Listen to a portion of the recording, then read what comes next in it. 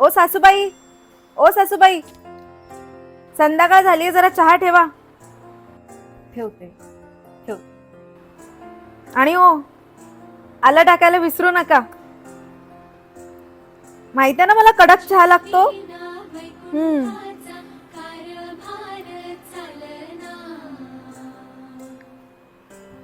आई, चहा ठेवू.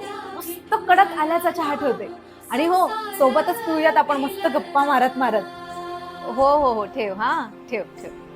तुझ्या विना वैकुंठाचा कारभार चालना, एकल्या विठुरायाला हो